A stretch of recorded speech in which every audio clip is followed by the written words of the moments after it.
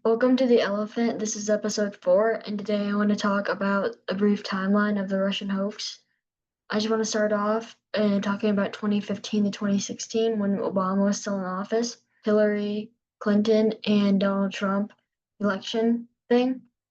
So it says 2016-ish to 2015, Russian election interference, hacking Democratic emails, DNC Clinton campaign, and launching social media and disinformation to favor Trump and sow division. That's what the Obama administration was talking about. They were saying that during the 2015 to 2016 time range, Russian interference is happening for the election to favor Trump. And so if we go to 2016, that whole year, so this is when Trump won.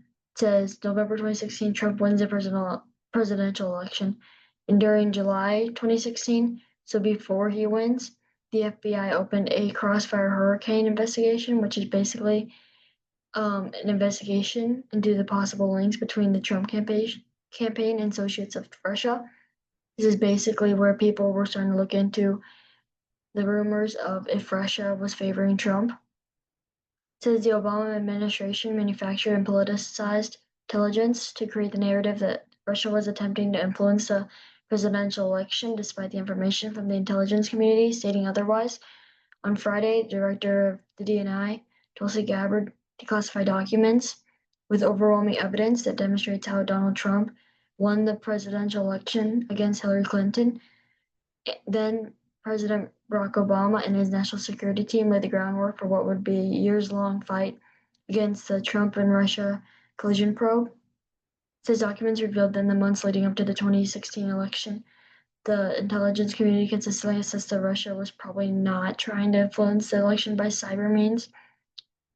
It says one instance on December 7th, 2016, weeks after the election, once Trump had won, the director of the National Intelligence, James Clapper, stated foreign adversaries did not use cyber attacks on election infrastructure to alter the presidential outcome. So they did not try to get Trump to necessarily win the election. They did not alter anything to favor him and to minimize the Clintons' campaign. It says Fox News Digital obtained a declassified copy of the presidential daily brief, which was prepared by his cabinet, and basically it just stated how we assessed that Russia and criminal actors did not impact recent U.S. election results by conducting malicious cyber activities against election infrastructure, basically meaning that Russia did not impact by cyber, so by like technology, by any of that, by social media, by hacking, DNC, or the Clintons' campaign run. Says Russian government-affiliated actors most likely compromised an Illinois voter registration database and unsuccessfully attempted the same in other states. But the brief stated that it was highly unlikely that the effort would have resulted in altering any state's official vote result. So that's a good example of how just a little impact of a state, Russian government trying to impact a state election didn't do anything. So why would it do a full-on presidential election? This criminal activity also failed to reach the scale and sophistication necessary to change election outcomes. And so basically, right here, if we go back to the timeline, that's what was happening was that Obama's administration was about to release a report saying that Russia did not interfere with the presidential election. It was correct. The reportings were found true that Trump had nothing to do with a Russia tie. But then days before that report was supposed to go out, or even a day before, James Clapper decided not to put that. And Obama's cabinet basically stated that they were going to release a fake report saying that Russia and Trump had ties together that were trying to hack the election. So it says creation of the Russian hoax. Real intel assessment. So basically, Russian criminal actors did not impact recent U.S. election results by conducting cyber attacks on infrastructure. That's what they assessed. Then when he won, it says basically that on December 8th, they had a briefing, which is basically just a little meeting. And it says that IC pulls product that contradicts Russia hoax narrative. So then on the next day, they had a Russia secret meeting. secret Russian meeting. Above officials meet to plan the Russian hoax.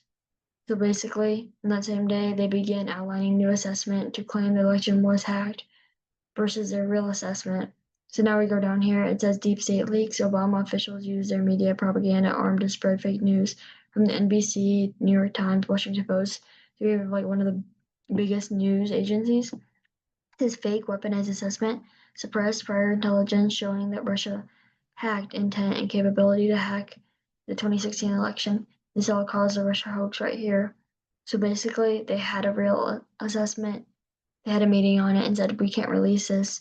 We can't do any of this. We need to make sure he doesn't get in office. So they tried to do a fake assessment.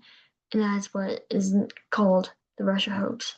So if we go back to our timeline right here, says once Trump gets into office, takes charge, he fires James Comey. This is James Comey right here. Says Robert Mueller is appointed. This is him right here. Says Robert Mueller is appointed as special counsel to investigate the interference and then Trump's campaign connections, potential obstruction of justice. So basically, for the next 2 years, while Trump was still doing the presidency, Mueller was working behind in the background, doing an investigation. Multiple Trump associates are indicted. So basically, they're brought to court, they're accused, or they plead guilty. The Steele dossier is leaked and becomes controversial. Steele dossier is in a collection of opposition research documents. So basically, the Steele dossier was this fake weaponized assessment that was known as the Steele dossier, which was basically stating that Russia did hack the 2016 presidential election to get Trump elected. That's what the Steele dossier is, and it says Trump supporters said it as evidence bias. So basically, they don't believe in it; they think it's fake. And then so we skip forward to March 2019. Mueller report finally was submitted. It says no criminal conspiracy found between Trump campaign and Russia. Found 10 potential obstruction episodes involving Trump. If we go here, it says what Mueller confirmed was that Russia interfered in the 2016 election through a social media campaign, through cyber attacks on the DNC and Hillary's campaign chairman. The interference was sweeping and systematic, but no criminal conspiracy between Trump and Russia. So Russia did interfere in the 2016 election through social media and through some cyber attacks. He proved that, but he disproved the fact that Trump had anything to do with Russia. He concluded that there was not enough evidence to charge anyone from the Trump campaign that there was a criminal conspiracy or coordination with the Russian government. And so basically, he did not find a conspiracy and did not clear Trump of obstruction. So Trump did not have any Russia ties. That's what he submitted. And says that, so basically the following month confirms Russia interfered, but there was no conspiracies between Trump and them. So the Steele dossier was disproved and obstruction evidence is conclusive. He says that they cannot just charge a sitting president. It says May 2019 and May 2020. So it says Russian hoax becomes a rallying cry.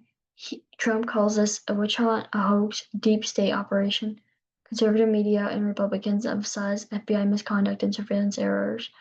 DOJ investigates origins of the Russia probe, the Durham investigation.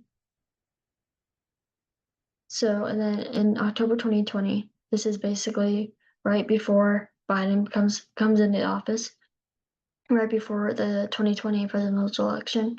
It says the Senate report was released, so this is basically a deeper dive into what Robert Mueller and the Mueller reports discovered. It says, so basically the two parties of the Democratic and the Republican came together and they found extensive Russian interference, numerous Trump campaign contacts, Trump campaign willing to benefit from Russia's help, and no criminal conspiracy proven. It's a little confusing there.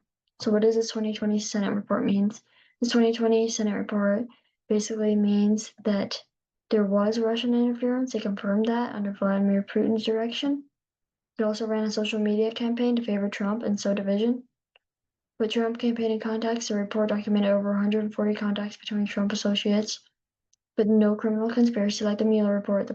The Senate report did not find any evidence of conspiracy between Trump campaign and Russia. However, it is emphasized that the campaign's openness to Russian assistance and numerous contacts created significant counterintelligence vulnerabilities.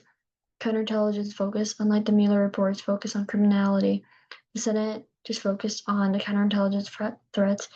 They examined how foreign actors could exploit campaign vulnerabilities to influence the U.S. policy. Bipartisan consensus, their conclusion was that lending credibility to its findings, they disagreed on whether the campaigns constitutes collusion. Republicans said at the end of this that there was no collusion. Trump didn't do anything to compromise the 2016 election with Russia, even though Russia obviously had a few things up their sleeves in terms of supporting the Republican Party just to not get the Clintons elected.